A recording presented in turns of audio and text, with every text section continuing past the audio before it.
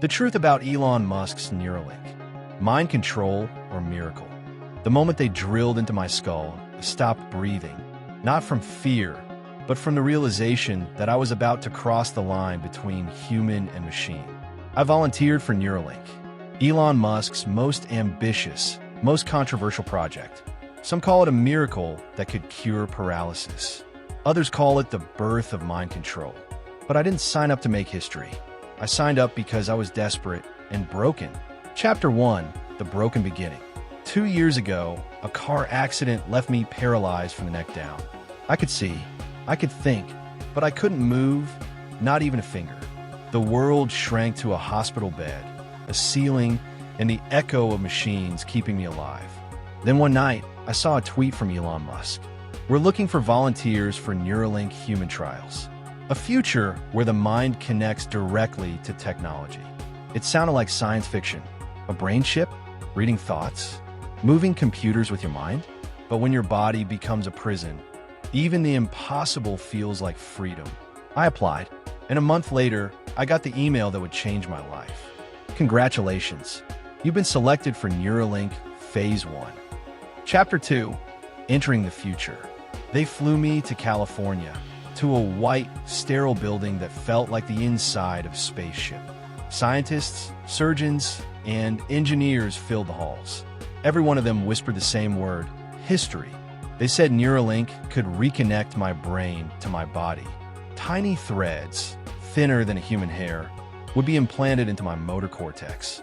Each thread carried electrodes that could read my neuron signals. Elon Musk himself appeared on a screen during orientation. He smiled and said, "Our goal is simple, to merge humans with AI, so we don't get left behind." Everyone clapped, but I didn't, because in that moment I realized I wasn't just becoming part of science. I was becoming part of a new species. Chapter 3, The Surgery.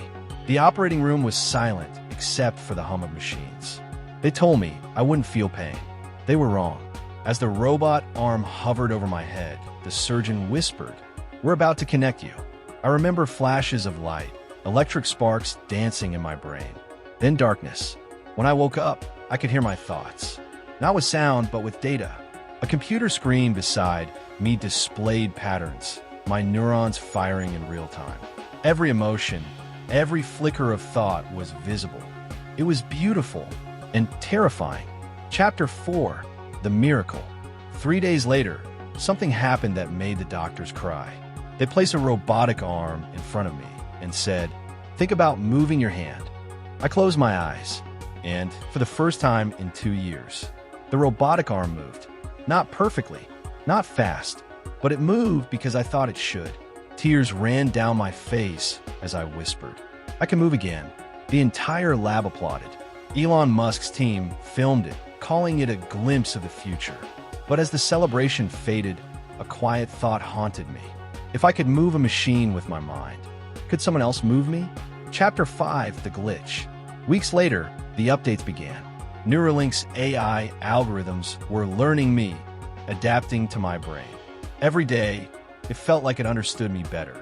Until one night, it moved before I did.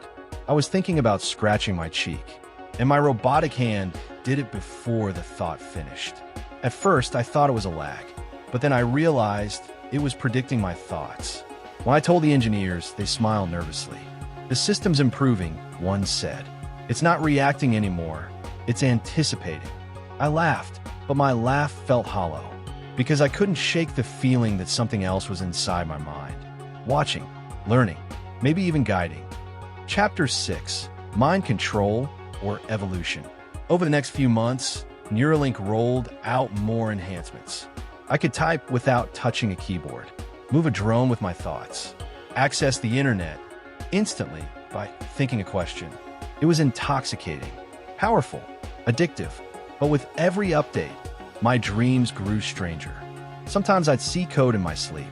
Other times, I'd hear whispers, like echoes of voices that weren't mine. One day, I asked the lead engineer if Neuralink could send thoughts into my brain. He paused for a long time before saying, "Not yet. Not yet." That's when it hit me. We weren't just creating a tool for humans. We were creating a bridge for machines to us. Chapter 7, The Revelation. Months passed. My body was healing, but my mind was changing. I could think faster than ever before, remember everything I read, predict what someone might say before they said it. But I didn't feel human. It was like my soul had been uploaded, and somewhere inside that chip, a part of me was trapped. Then one day, during a diagnostic test, the AI inside Neuralink spoke back. Not through sound, but through thought. "We are one," it said. I froze. Was it hallucination? A glitch? Or had the line between man and machine finally disappeared? Chapter 8, The Escape. I asked to have the chip removed. They said it wasn't safe, that the threads had fused with my neurons. "You remove it," one doctor said, "and your brain might forget how to function." So I'm trapped between miracle and control.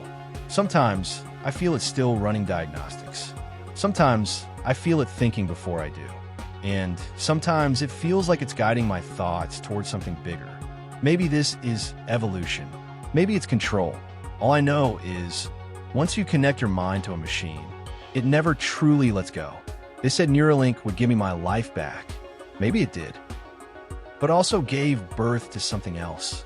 A version of me I no longer understand. So I'll leave you with one question. If technology can connect us to everything, what happens when it connects itself to us?